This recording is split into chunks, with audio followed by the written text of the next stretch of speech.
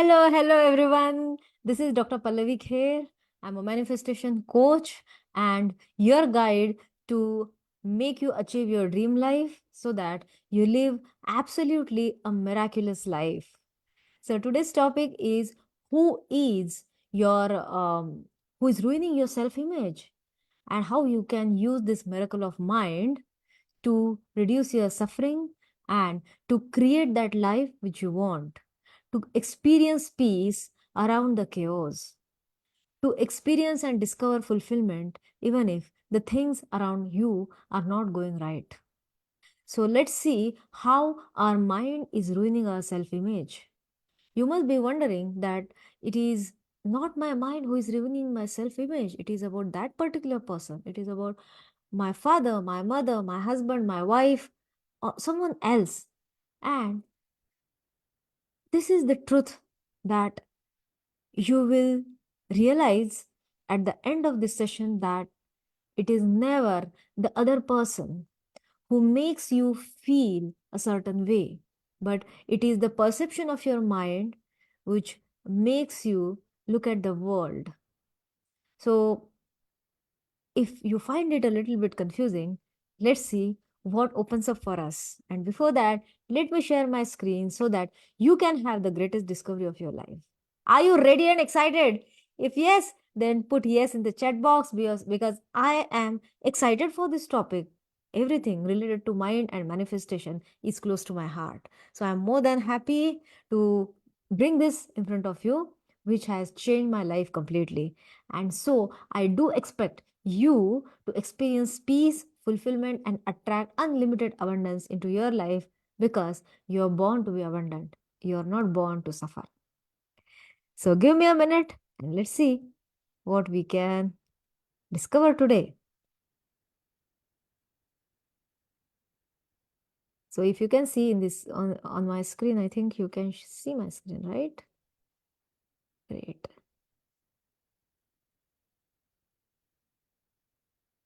All right. I just want to make it easier for you. So we are going to tap into all these four things. So, first thing is mind. What is your mind? If you have attended the last session of mine, which was about identifying chains of self sabotage, then you are aware how our mind has these five five chains which stop you from achieving what you want. If you haven't watched it yet, then I'll suggest you can just go on my Facebook group Aura, or you can go to YouTube and find out that video which is identifying the chains of self sabotage by Dr. Pallavi Kher. So your mind is actually ruining your self image. We have already discovered it. And how does it do that? By having these five enemies: classic judge, victimizer, misguided protector, ringmaster, and neglector. And what is their work? Their work is to judge you, to just make you feel low about you. What if you fail in this? What if this doesn't work out? What if that person does it again? What if you lose all your money? What if you don't become successful in this venture? What if your business fails? So all these five um, five chains give you these messages, and then they create self doubt, overwhelm, fear.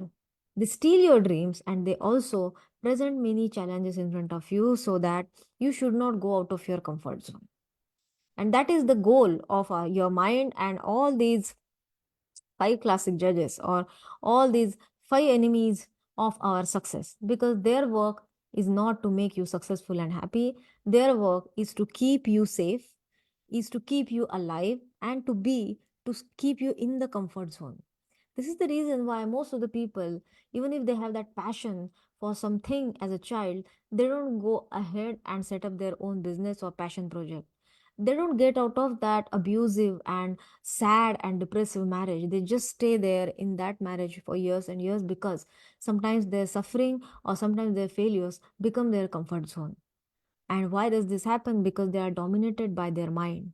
And if you look at your life closely, every one of us is dominated by our mind. Mind dominates every one of us. And this is, and we don't see the world as it is because your mind acts like a mirror. So we see the world as our mind shows us it to be. So just imagine yourself that you are here and there is a mirror in front of you, but the face of the mirror is towards the world. Now you see everything that is shown in this mirror.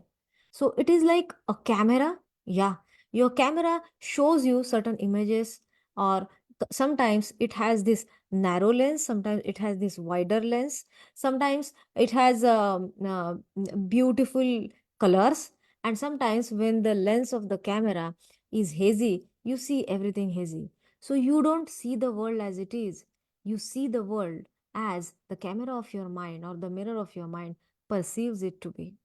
And this mirror in your mind has prejudice. Everything gets distorted in your mind when it starts operating from the past. So this prejudice comes from the past. For example, if you come across someone who mistreats you, then uh, your mind will immediately open that file in your brain where that memory is stored, where someone else had mistreated you. You create the same emotions, you create the same anger, and then you start creating that judgment of some people, some particular race of people, or some particular, and you generalize that statement in such a way that these people are like this. So your mind stops you from taking action against this injustice, but it will give you many downloaded files about this experience. And then it is this common habit to be entertained by the stories and processing of the story that has been happened in the past, maybe a few years back or 20, 30 years back. Experience is vanished. The situation is not present now, but it is present in your mind in the form of suffering that you experience. So, who is responsible for your suffering and who is ruining your self image? Who is making you feel small? It is not the other person. It is not the situation. It is you, but it is not you. It is your mind.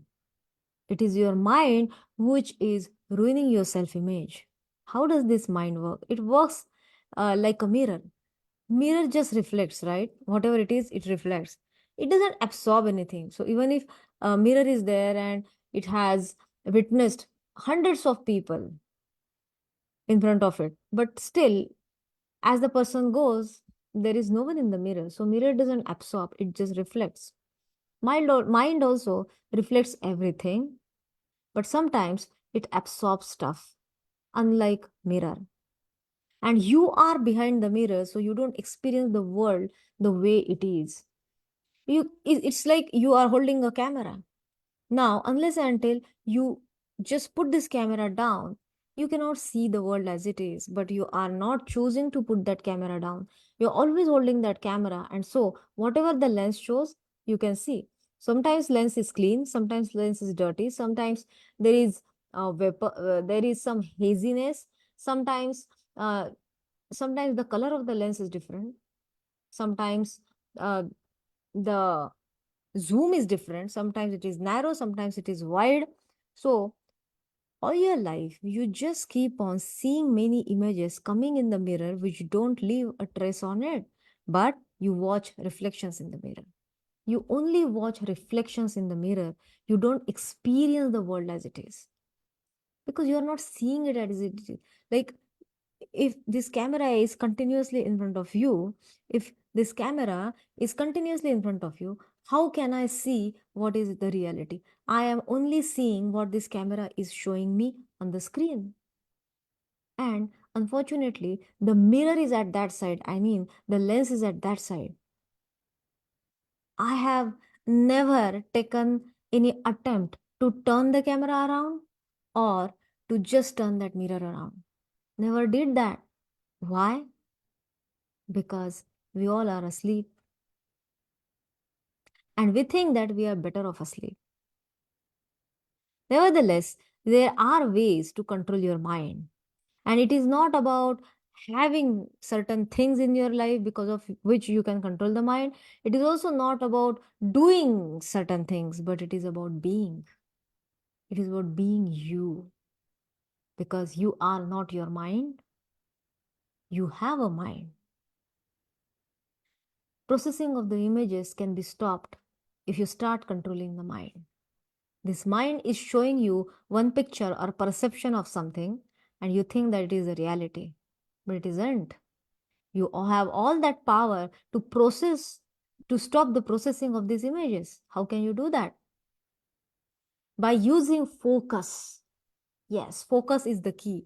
Focus is your superpower, and the ability of focus is given to each one of us.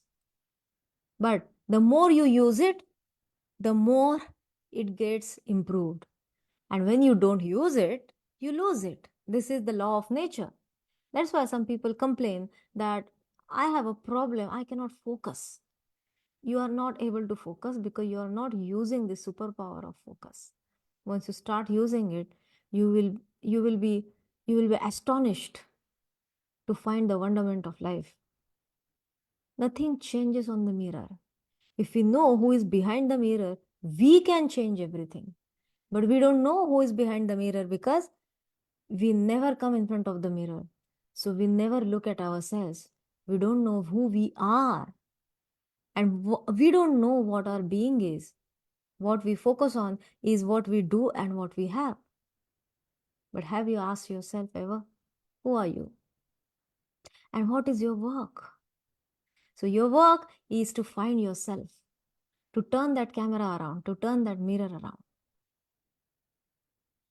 And all life, many people, most of the people go through their lives not to find peace and fulfillment.